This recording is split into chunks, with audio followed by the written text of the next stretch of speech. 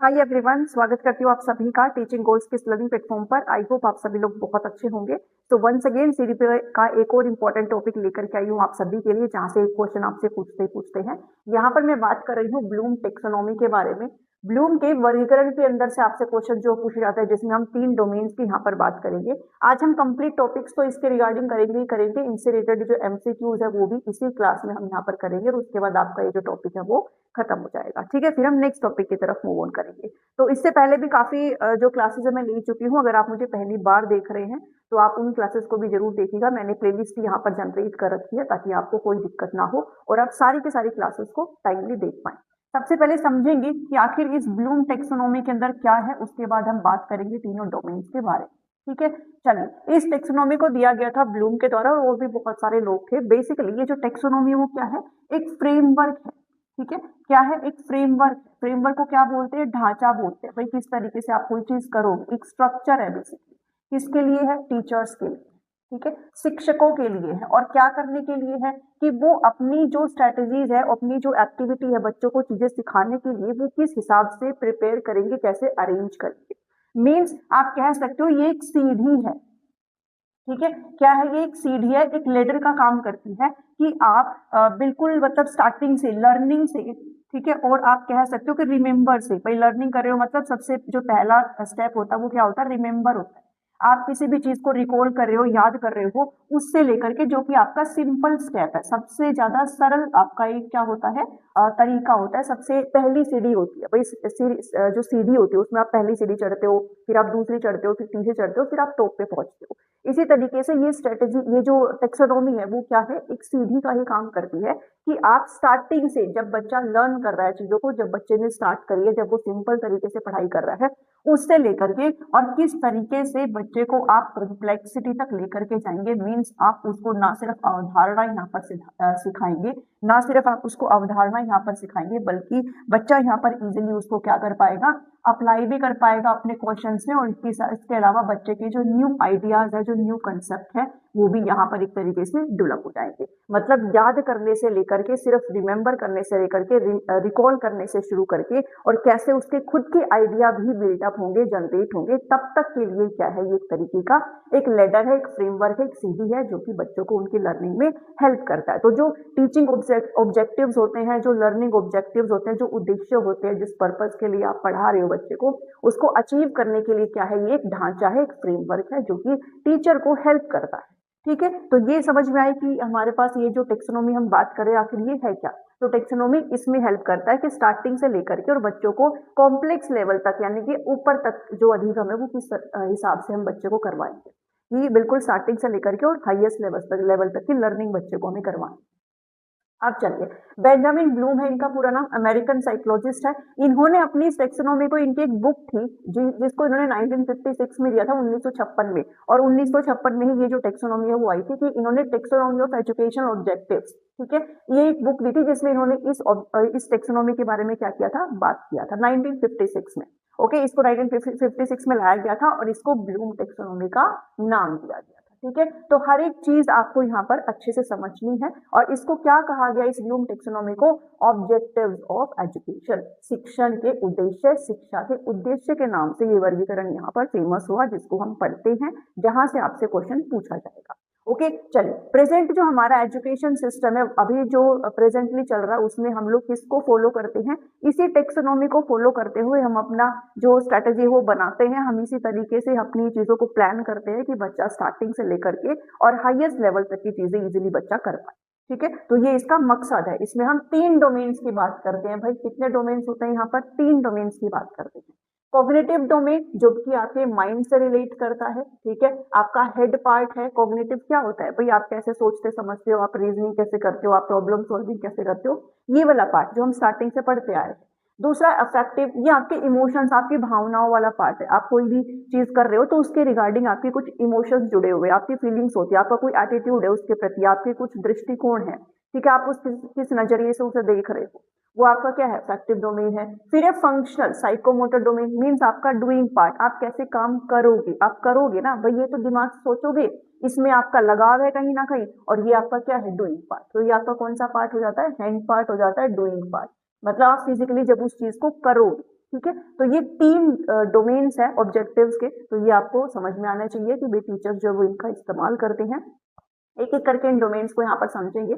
सबसे पहले है आपका कॉग्निटिव डोमेन, जो कि आपका हेड पार्ट है। जस्ट मैंने आपसे अभी कहा कि हम अपनी बुद्धि का प्रयोग करते हैं, ठीक है। और वो क्या है, आपके मानसिक कौशलों से संबंधित है, मेंटल स्किल से यहाँ पर संबंधित है। इसको बेंजामिन ब्लूम के द्वारा ही दिया गया था कॉग्निटिव डोमेन को, सबसे पहले 1956 में दिया था, एंड देन इसको रिवाइज किया गया था 2001 में इसे रिवाइज किया गया था, जिसमें और भी पर्सन जुड़े थे, ब्लूम तो थे ही, और भी पर्सन थे उसमें, ठीक है। तो इसके सब डोमेन्स भाई 6 होते हैं, ये ध्यान में रखना, बिकॉज ये आगे अभी याद आने वाला, और एक क्वेश्चन जो है वहीं से ही पूछे जाते हैं, ठीक है। तो इसके 6 होते हैं। बात करें अगर इफेक्टिव की, तो पहले एक बार मोटे तौर पर आप देख लो, ये आपके हार्ट से रिलेटेड है, बिकॉज जो आपकी भावनाएं है, फीलिंग्स है, इमोशंस है, एटीट्यूड है, ठीक है, वो सब क्या है, इसी का ही हिस्सा है, ठीक है। इमोशनल डोमेन, इसको इमोशनल डोमेन भी कह सकते हो, अफेक्टिव डोमेन भी कह सकते हो, कुछ भी कह सकते हो। इसको डेविड क्रथहोल के द्वारा, इसमें ब्लूम का नाम भी आता है, डेविड क्रथहोल के द्वारा दिया गया था, ठीक है। और इसके सब डोमेन जो है वो 5 होते हैं, RRVOI, जो कि आगे आपको पता चल जाएगा। साइकोमोटर डोमेन की बात करें, ये आपका डूइंग पार्ट है, जस्ट मैंने अभी प्रीवियसली आपके साथ डिस्कस किया है। आप ध्यान देना, इसको ना कॉग्निटिव डोमेन पहले बोला जाता था, पहले, ठीक है। जब 1956 में ये टेक्सोनॉमी आई थी, उस टाइम पर उसका नाम क्या था, कॉग्निटिव डोमेन था। लेकिन जब इस टेक्सोनॉमी को 2001 में रिवाइज किया गया, तो इसका नाम क्या रख दिया गया, साइकोमोटर डोमेन। क्या रख दिया गया, साइकोमोटर डोमेन, ठीक है। तो अभी हाल फिलहाल में इसका नाम आता है। अगर पूछा जाए, ये मतलब आपको मानो लिखा मिल जाए तो घबराना नहीं है, कॉग्निटिव इसको पहले बोलते थे और अभी इसको साइकोमोटर डोमेन बोलते हैं। इसको भाई किसके द्वारा दिया गया था, तो इसमें एक देव का नाम, एक अनीता हैरो और एक सिम्पसन का नाम आप ध्यान में रख लेना। इन सभी के अपने अपने सब टाइप्स है, जो कि मैं आपको बता दूंगी, और आपको वो सारे याद भी रखने, बिकॉज पूछे जाते हैं, ठीक है। ये मोटे तौर पर हो गया ये सारी चीजें। ये मैंने जस्ट आपको अभी वही बताया कि कॉग्निटिव हेड से ट्रिपल एच की बात करता है, एक एच हेड, अफेक्टिव हार्ट है, ठीक है, एंड साइकोमोटर क्या है, हैंड है। तो हम इसमें ट्रिपल एच को यहाँ पर पढ़ते हैं, जो कि आपको समझने के लिए काफी जरूरी है। अब एक एक करके समझेंगे इनको फुल फॉर्म में, कि भाई कॉग्निटिव डोमेन की बात हम जब कर रहे हैं, तो आखिर में ये है क्या, कि इन 6 सब डोमेन्स की हम यहाँ पर बात कर रहे हैं, जो बच्चे को स्टार्टिंग से लेकर के और उसको हाईएस्ट लेवल तक ले जाने में हेल्प करते हैं। तो जो नीचे के 3 है भाई, उनको लोड्स बोला जाता है।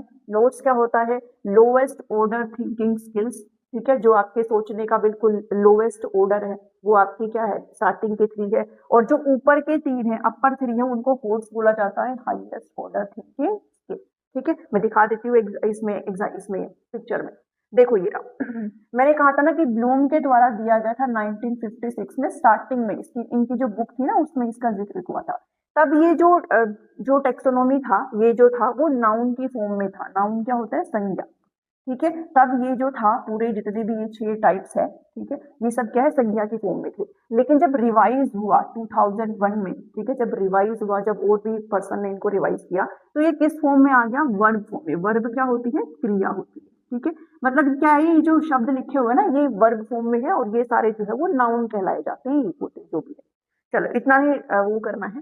ध्यान देना, इसका जो सीक्वेंस रहेगा वो इस हिसाब से रहेगा, यानी कि ये जो 3 है, इनको लोड्स बोला जाएगा, lowest order thinking skill, and ये जो ऊपर के 4 है, इनको होड्स बोला जाएगा, हाईएस्ट ऑर्डर थिंकिंग स्किल, ठीक है। मतलब ये नीचे स्टार्टिंग की है, बच्चा पहले यहाँ पर ज्ञान को ले रहा है, फिर समझ रहा है, फिर उसको अप्लाई कर रहा है, स्टार्टिंग की है। और जब बहुत डिटेल में हाईएस्ट लेवल तक ऊपर जाता है, तो वो ऊपर के 3 है।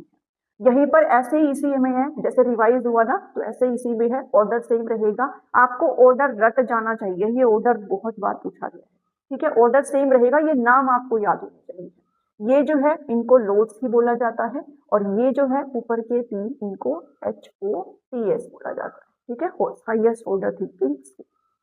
अब डिफरेंस क्या है तीनों में, दोनों में, तो ये 1956 वाली, ये 2001 वाली, बाकी के सारी चीजें सेम है, बस ऊपर के 2 को एक्सचेंज कर दिया गया है, ठीक है। जहां ऊपर इवैल्यूएशन था, नीचे सिंथेसिस था।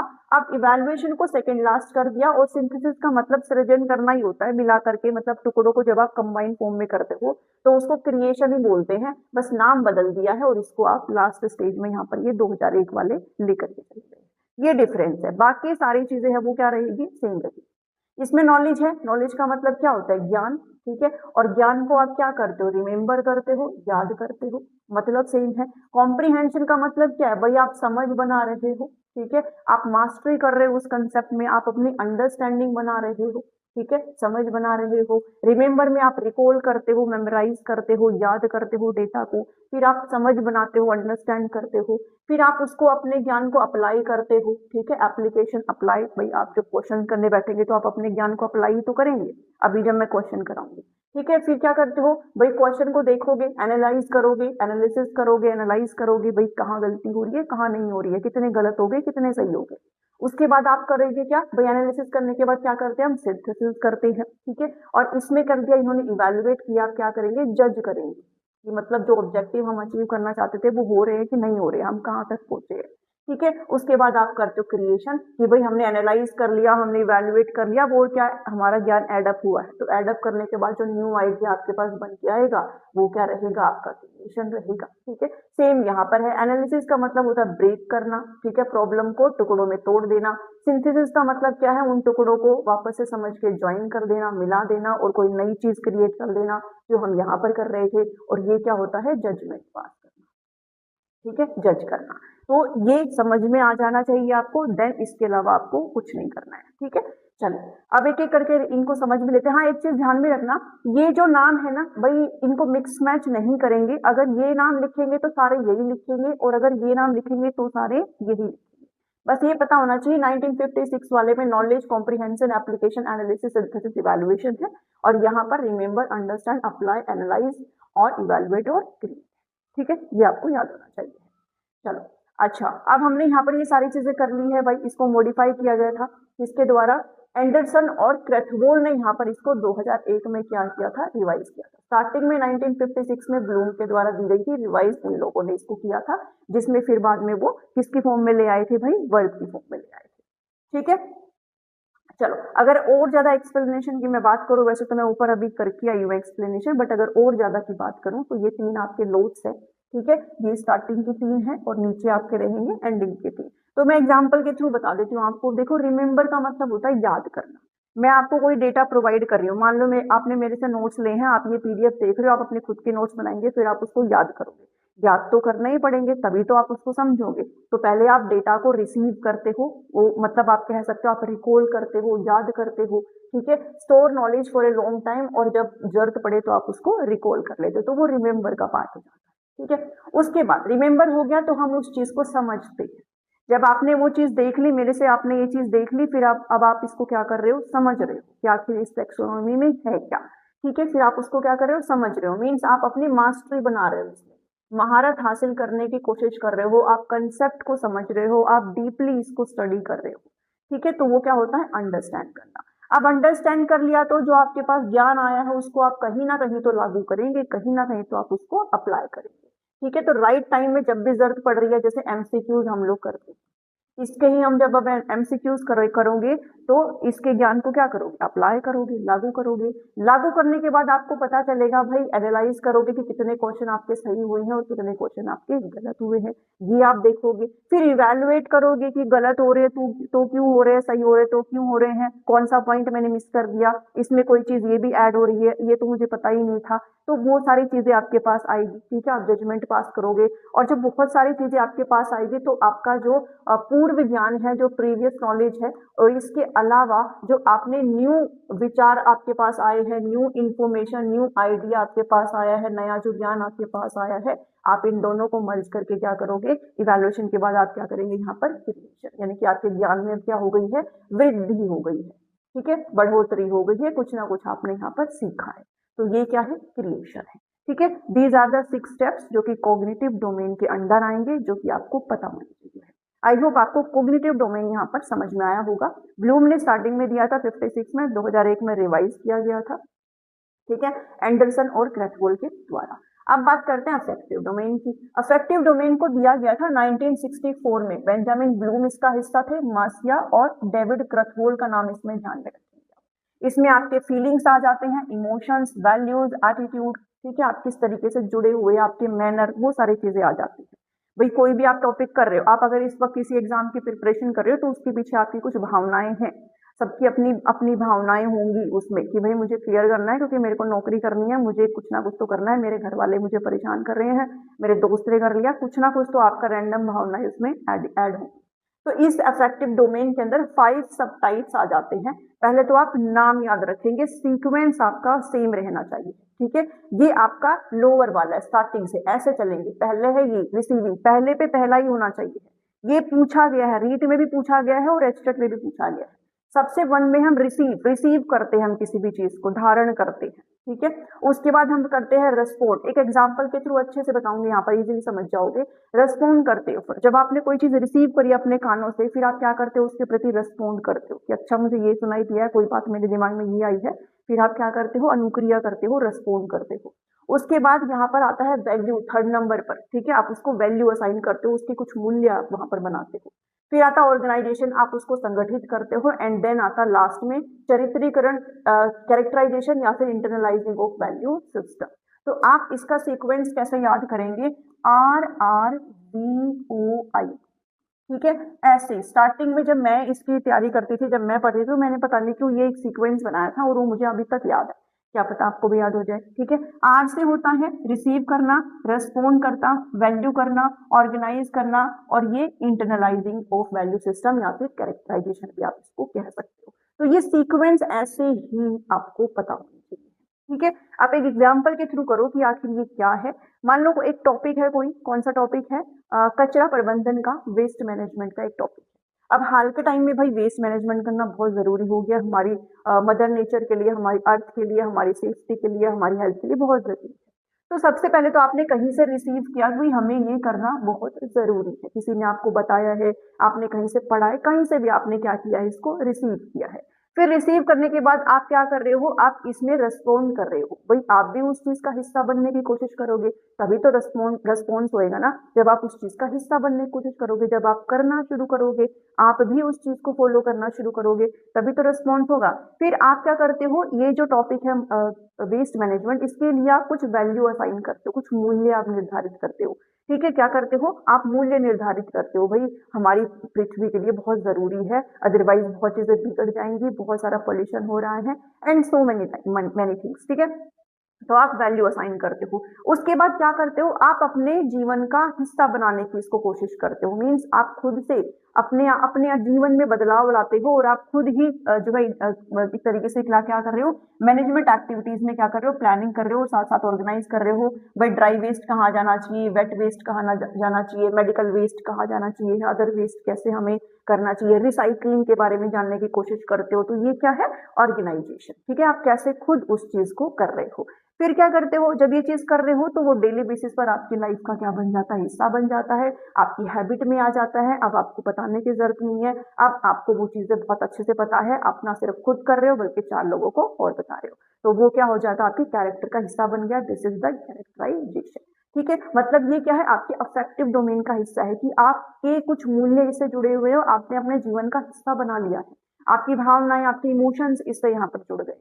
तो ये कौन सा डोमेन है, अफेक्टिव डोमेन, ठीक है। ये डोमेन आपको समझ में आया यहाँ पे। नेक्स्ट करते हैं अपने आप साइकोमोटर डोमेन की यहाँ पर बात करेंगे। नेक्स्ट करेंगे साइकोमोटर, जो कि आपका क्या है, डूइंग पार्ट है।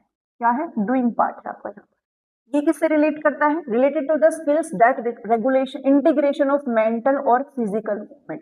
मतलब ना सिर्फ आप दिमागी रूप से सोच रहे हो, भाई कोई भी काम करने से पहले आप यहाँ से प्लानिंग करते हो, ठीक है। उसके बाद आप क्या कर रहे हो, अपनी मसल्स का इस्तेमाल करते हुए, अपने स्किल का इस्तेमाल करते हो, मतलब फिजिकली आप उस चीज को कर रहे हो। तो वो क्या है, आपका साइकोमोटर डोमेन, ठीक है। अब ये जो सब डोमेन है भाई, तीन लोग हैं इसमें, ध्यान देना, ठीक है। डेव है, कहीं अनीता हैरो है, और कौन है, सिम्पसन है। तो सबने अपने अपने टाइप्स दिए हैं। जो डेव की बात करें तो उन्होंने 1970 में दिए है, बाकी दो ने 1972 में दिए थे, तो ये ध्यान में रख लेना। और इन्होंने कितने सब टाइप्स यहाँ पर दिए हैं, तो इन्होंने यहाँ पर दिए 5 सब टाइप्स, ठीक है। कितने सब टाइप्स दिए, 5 सब टाइप्स। नाम याद पता रखना चाहिए, सेम सीक्वेंस रहेगा।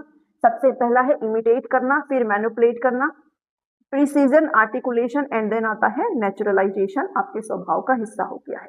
अब इसको भी मैं एक एग्जांपल के थ्रू बता देती हूँ ताकि आपको दिक्कत ना हो, ठीक है। मान लीजिए आप ड्राइविंग सीख रहे हैं, आप किसी भी व्हीकल को ड्राइव करने की ट्रेनिंग ले रहे हो। तो अब उसके लिए क्या होता है, आपके साइड में कोई आपके सिखाने वाला होता है, कोई भी इंस्ट्रक्टर बैठा होता है, आपका कोई भी हो सकता है। आप किसी से सीखने जा रहे हो या फिर आपका कोई अपना करीबी भी हो सकता है, ठीक है। तो आप सबसे पहले क्या करते हो, उसको ऑब्जर्व करते हो। भाई इसके हाथ सामने है, फेस बिल्कुल सामने है, हाथ उसका स्टीयरिंग पर है, उसका पैर कहाँ है, उसका एक हाथ उस पे है, गियर बदलने में है, क्लच पे है, ब्रेक पे है, कहाँ कहाँ पर है। तो आप पहले उसको क्या करते हो, ऑब्जर्व करते हो, उसका सिटिंग पोजीशन कैसा है।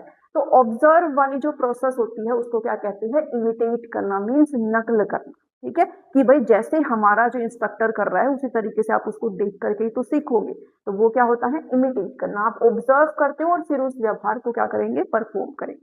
आप ऑब्जर्व हो गया तो आप यहाँ पर क्या करते हो, मैनिपुलेट करते हो, परिचालन करते हो। मीन्स अब यहाँ पर आप जो जो आपने ऑब्जर्व किया है, उस जो इंस्ट्रक्शंस आपके इंस्ट्रक्टर ने आपको दी है उसको आप खुद से करते हो, करके देखते हो। ठीक है, उसके बाद क्या आता है भाई, धीरे धीरे जब आप करोगे आपसे गलतियां होंगी, वो आपको सुधारेंगे। तो एक टाइम ऐसा आता है कि आप जो है इन टास्क को एक्यूरेटली, बहुत कम त्रुटियों के साथ, बहुत कम गलतियों के साथ आप करने लग गए हो। ठीक है, और इतनी ज्यादा आपको हेल्प की रिक्वायरमेंट नहीं है। प्रिसीजन का मतलब यही होता है कि आप करेक्टली जो है वो धीरे धीरे करना शुरू कर गए हो, वो होता है क्या, प्रिसीजन हो गया। नेक्स्ट आता है आर्टिकुलेशन। आर्टिकुलेशन का मतलब क्या है कि आप बहुत सारी चीजों को अब इंटीग्रेट करने लग गए हो, आप समन्वय करने लग गए। कैसे भाई, अभी तक तो क्या था कि आपको कहीं ना कहीं देखना पड़ रहा था, कहीं ना कहीं आप थोड़ा मन में डर था कि भाई, पहले जैसे मैंने जब सीखा था तो मेरा भी सेम था कि भाई थोड़ा डर लगता है। ठीक है, जब ड्राइविंग हम सीखते हैं तो थोड़ा सा डर लगता है। मेरे को स्टार्टिंग में तो वो गियर ही समझ में नहीं आए थे, कि मेरे को देख के करना पड़ता था ऐसे स्टार्टिंग में।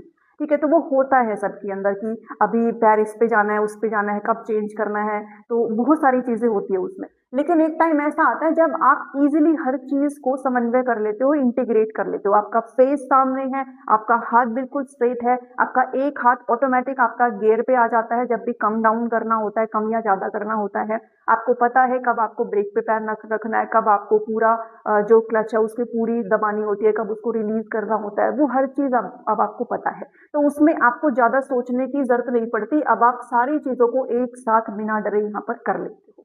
पहले नहीं कर पाते थे, पहले थोड़ा हल्का फुल्का डर के कर रहे थे। वो क्या होता है, आर्टिकुलेशन होता है। ठीक है, अब आता है नेचुरलाइजेशन। नेचुरलाइजेशन मतलब अब नेचर का हिस्सा बन गया है, स्वभाव में आ चुका है आपके। दैट मीन्स अब आपको इतना वरी होने की जरूरत नहीं है। आप हल्का म्यूजिक सुनते हुए इजिली अपने ड्राइविंग को एंजॉय कर रहे हो। आपको पता है कब मुड़ना है, कब डाउन करना है गियर, कब अप करना है, कब ब्रेक करना है, हर चीजें आपको इजिली पता है। आप इजिली अपना बर्गर खाते हुए कुछ भी करते हो, आप इजिली जो है अपनी ड्राइविंग यहाँ पर कर सकते हो। मीन्स आप अनकॉन्शियसली अब चीजों को यहाँ पर कर सकते हो। ठीक है, अनकॉन्शियसली यहाँ पर चीजों को कर सकते हो। अनकॉन्शियसली मैंने बताया ना क्या था, मीन्स आपको ज्यादा अवेयर रहने की जरूरत नहीं है, आपको इजीली पता है। और ये चीज होती है जब आपके स्वभाव का हिस्सा हो जाती है, आपकी हैबिट में कोई चीज आ जाती है, तो आप ऑटोमेटिकली उस चीज को आराम से करने लग जाते हो। तो ये क्या है, नेचुरलाइजेशन। ठीक है, तो ये डेव के द्वारा दिए गए 5 सब टाइप्स थी। आई होप आपको समझ में आया होगा। अब हम बात कर रहे हैं अनीता हेरो की भी। अनीता हेरो ने भाई 6 सब टाइप्स दिए हैं जो कि आपको पता होने चाहिए है। अनीता हेरो के भाई नाम याद कर लेना, बस ज्यादा इतना डीप में नहीं जाना। सीक्वेंस रहेगी ये, reflex movement, fundamental movements, perceptual, physical, skilled and non cursive. ये नाम आपको पता होने चाहिए। फिर आते हैं सिम्पसन के ऊपर। सिम्पसन ने यहाँ पर 7 सब टाइप्स दी है, perception, set, guided response mechanism, complex, adaptation और ओरिजिनेशन। तो ये आपको याद कर लेना, नाम याद रख लेना, इसमें अपना डीप में जाने की जरूरत नहीं। Okay, so these are the topic जो आपको आई थिंक समझ में आया होगा, जिसमें हमने 3 डोमेन्स की यहाँ पर बात करी है। अब बात करते हैं एमसीक्यूज की। फटाफट से हम अपने एमसीक्यूज को यहाँ पर बनाना शुरू करेंगे, अगर आपने कंसेप्ट को अच्छे तरीके से सीख लिया है। ठीक है, चलिए, विच of the following methods establishes A students mastery level. कौन सा मेथड है जो बच्चे की जो मास्टरी लेवल मतलब महारत हो गई है बच्चे को, उस स्तर को यहाँ पर स्थापित करती है। तो ब्लूम नहीं है, एल्बर्ट नहीं है, गैरेट नहीं है, बल्कि हम यहाँ पर ब्लूम के मास्टरी लेवल की बात कर रहे हैं, ब्लूम के टेक्सोनोमी की यहाँ पर बात कर रहे हैं। ओके, चलिए सेकंड क्वेश्चन देखो। Which of the following is the domain of learning according to Bloom. Bloom के अकॉर्डिंग कौन सा डोमेन है लर्निंग का। प्रोफेशनल तो नहीं होता है, एक्सपेरिमेंट नहीं होता है, सोशल भी नहीं होता है, बल्कि जो होता है वो कौन सा होता है, अफेक्टिव डोमेन, कॉग्निटिव, अफेक्टिव और साइकोमोटर डोमेन। कब दिए थे, किसके द्वारा दिए गए थे, आपको हर चीज पता होनी चाहिए है, और साथ के साथ इस चीज को आप रिवाइज भी करते चलेंगे। According to Bloom taxonomy which option is incorrect, सही नहीं है for the preparation of objective based question. आपने ऑब्जेक्टिव बेस्ड क्वेश्चन बनाने, उसके अकॉर्डिंग कौन सा सही नहीं है। एनालिसिस, इवैल्यूएशन, सेल्फ एक्चुअलाइजेशन और एप्लीकेशन। अब अगर आप चेक कर पा रहे हो, एनालिसिस पार्ट है किसका, कॉग्निटिव डोमेन का। ठीक है, इवैल्यूएशन पार्ट है किसका, कॉग्निटिव डोमेन का। एप्लीकेशन पार्ट है किसका, कॉग्निटिव डोमेन का। तो ये क्या चीज है, सेल्फ एक्चुअलाइजेशन। ये एक्चुअल में ब्लूम का पार्ट नहीं है, बल्कि जब हम मोटिवेशन का टॉपिक करेंगे तो जो अब्राहम मैस्लो की नीड हायरार्की थ्योरी है ना, अब्राहम मैस्लो की नीड हायरार्की थ्योरी है, ठीक है, नीड हायरार्की थ्योरी है, उसका पार्ट है ये सेल्फ एक्चुअलाइजेशन, उसका लास्ट टाइप है, ये लास्ट स्टेज है। ओके, तो आंसर जाएगा आपका ऑप्शन नंबर 3। समझ में आया? नेक्स्ट करते हैं question number 4। According to Bloom taxonomy remembering is a factor of, भाई याद करना सबसे पहला स्टेप है ये, रिमेम्बर, फिर अंडरस्टैंड था, फिर अप्लाई था, याद आया? ठीक है, remembering is a factor of dash objective, तो रिमेम्बरिंग किसका है भाई? अफेक्टिव, साइकोमोटर, सोशल, ये कॉग्निटिव का हिस्सा है। किसका हिस्सा है भाई? कॉग्निटिव का हिस्सा है। ठीक है, कुछ क्वेश्चन ऐसे होते हैं जो आपको सोचने समझने की जरूरत नहीं पड़ती, इजिली हो जाते हैं। नेक्स्ट करो question number 5। The ability to use learn material in a new situation, आपने कोई चीज सीखी है, अब आप उसको नई परिस्थिति में क्या कर रहे हो? नई सिचुएशन में यूज कर रहे हो। By the child making use of his previous knowledge to solve the problem, भाई पूर्व ज्ञान का इस्तेमाल अब आप नई सिचुएशन में कर रहे हो, तो इसका मतलब क्या होता है? पहले आप याद कर रहे थे, फिर आप समझ रहे थे, फिर आप अप्लाई कर रहे थे, और अप्लाई किसको करोगे? जो आपकी पूर्व नॉलेज है उसको करोगे। ठीक है, तो आंसर क्या जाएगा आपका? एप्लीकेशन, कि जो आपने ज्ञान सीखा है उसको आप नई परिस्थितियों में क्या करोगे? अप्लाई करोगे। तो दिस इज एप्लीकेशन। ठीक है, ये आपका फर्स्ट नंबर का है। फिर आपका क्या आता है? कॉम्प्रीहेंशन आता है, फिर एप्लीकेशन आता है, फिर एनालिसिस आता है, फिर सिंथेसिस आता है, और ये 56 वाली की बात कर रहा है, जो कि किस पर बेस्ड थी? नाउन पर बेस्ड थी। ओके, चलिए क्वेश्चन नंबर 6 देखेंगे। The 3 domains of Bloom taxonomy, अब 3 डोमेन कॉग्निटिव, अफेक्टिव और साइकोमोटर है। तो कॉग्निटिव, सोशल नहीं है, ठीक है, कॉग्निटिव, अफेक्टिव एंड साइकोमोटर, ये रहा second is the answer. Cognitive affective evaluation नहीं है और पेडागोजी नहीं है। ठीक है, तो आंसर जाएगा 2। नेक्स्ट देखो question number 7। Which of the following is an example of higher order cognitive learning, सबसे हायर ऑर्डर, सबसे हायर, और हायर में हम क्या कर रहे थे? एक में हम इवैल्यूएशन कर रहे थे, एक में हम क्या कर रहे थे? क्रिएशन कर रहे थे। ठीक है, अब इसमें देखो learning of facts and their sequence, जब आप फैक्ट्स लर्न करते हो तो वो तो रिमेंबर की बात करते हो। ठीक है, किसके? रिमेंबर की, ये तो पहला स्टेप है, इसने तो मुझसे हाईएस्ट पूछा है। Learning rules and action sequence, इसके अलावा learning of concept and abstractions, learning of awareness and valuing. देखो वैल्यूइंग और अवेयरनेस तो अफेक्टिव डोमेन का हिस्सा हो जाती है, कि आप कैसे वैल्यू करते हो, कैसे आप जागरूक हो, रिसीव कर रहे हो, तो वो अफेक्टिव डोमेन का हिस्सा हो जाएगी।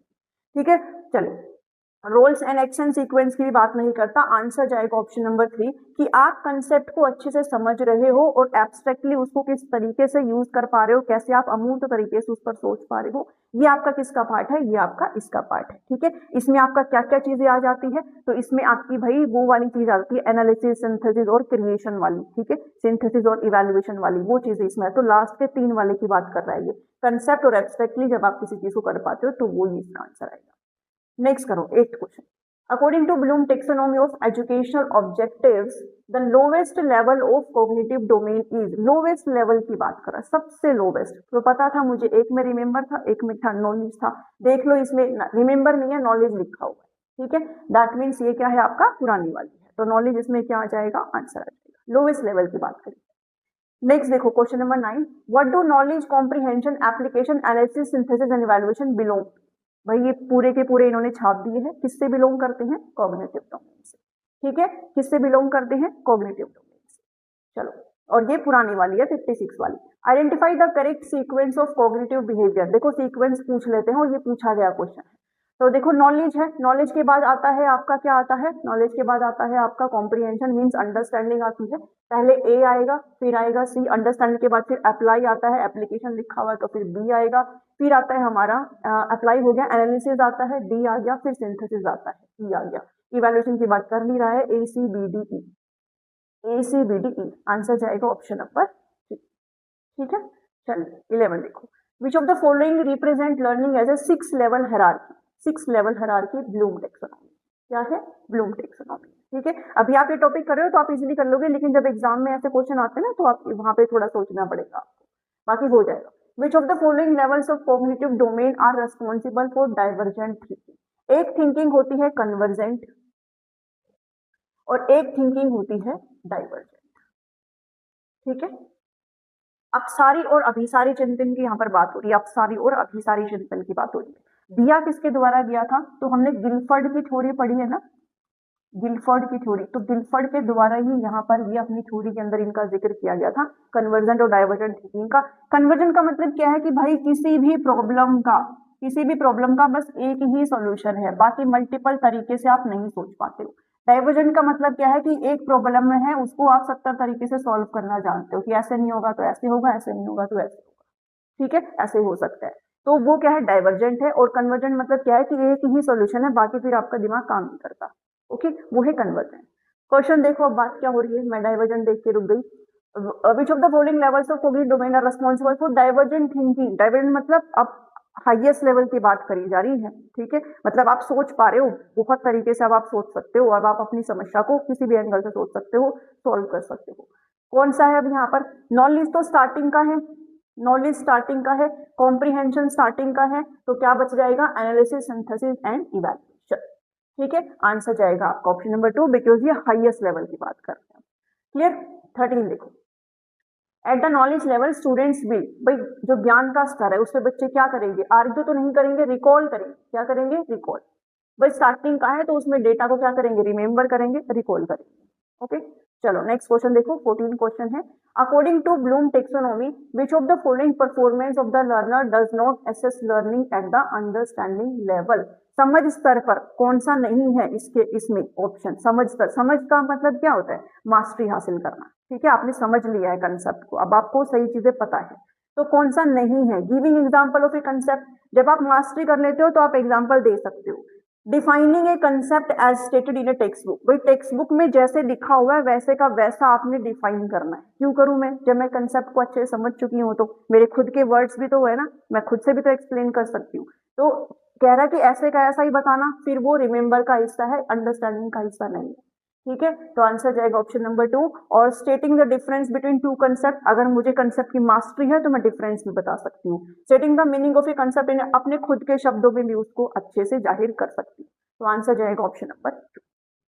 नेक्स्ट देखो, क्वेश्चन नंबर 15 है। Bloom taxonomy was introduce at, कहाँ इंट्रोड्यूस हुई थी, तो ये शायद मैंने नहीं बताया, यूनिवर्सिटी ऑफ शिकागो, ठीक है, थर्ड आंसर। नेक्स्ट जाएगा क्वेश्चन नंबर 16 है। Which of the following is an example of are learning activity that targets the affective domain. भावनाओं की बात हो रही है यहाँ पर। सॉल्विंग मैथ प्रॉब्लम तो कॉग्निटिव का हिस्सा है, राइटिंग और ऐसे वो भी कॉग्निटिव का हिस्सा है, participating in A group discussion, ठीक है।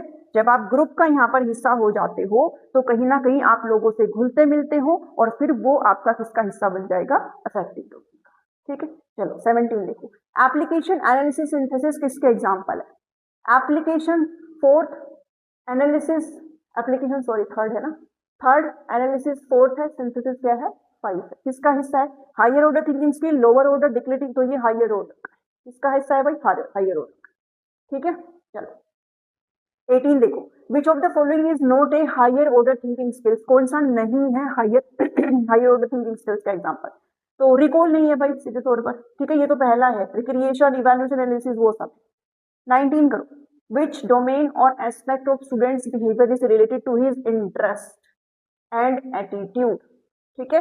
इंटरेस्ट और एटीट्यूड सेकेंड डोमेन का हिस्सा है, जो कि कौन सा है आपका, कॉग्निटिव नहीं है, इंटेलिजेंस नहीं है, साइकोमोटर नहीं है, बल्कि अफेक्टिव डोमेन है, इमोशनल डोमेन का हिस्सा है। तो आंसर जाएगा ऑप्शन नंबर 4।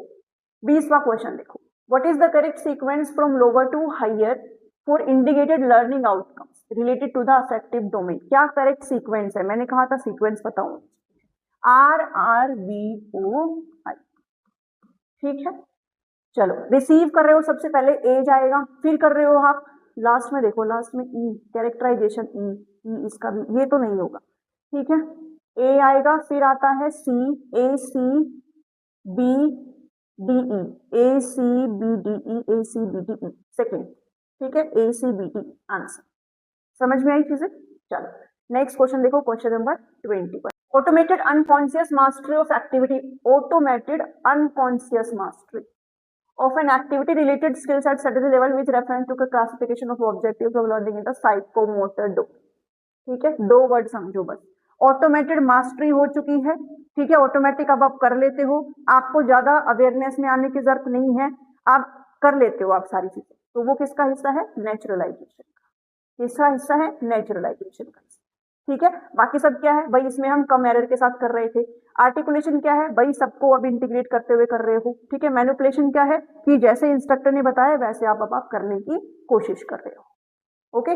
वो ये यहाँ पर देखो, नकल करना, किसी दूसरे के कार्य की नकल करना और उसका अनुकरण करना।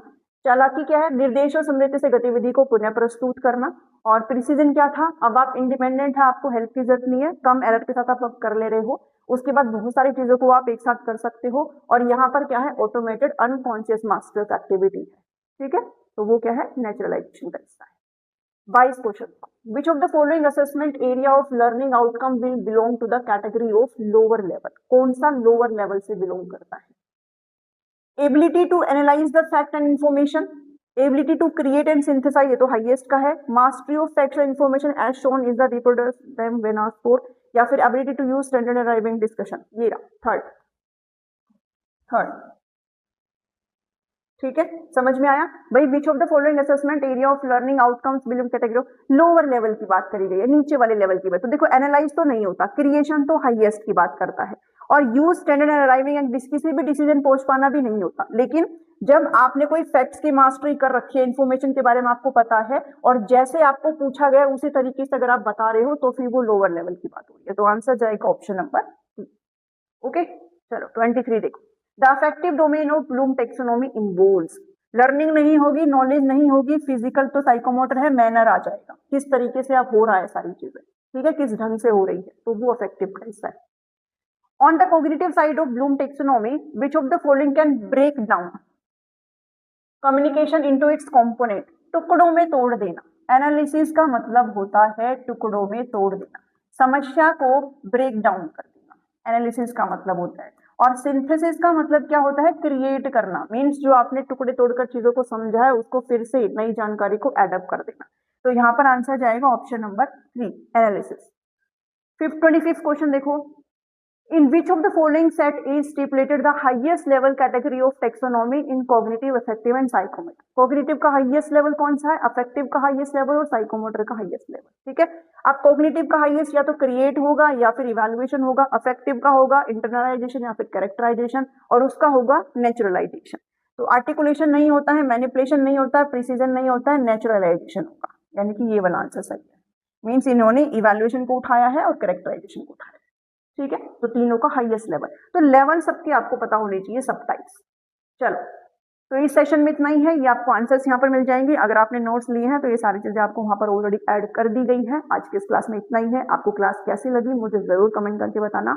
अब मैं आपसे मिलती हूँ नेक्स्ट क्लास में, किसी अदर सब्जेक्ट की क्लास में। टिल देन टेक केयर, कैसी लगी है कमेंट कर जरूर करना मुझे, okay. Till then take care, thank you, thanks for watching me.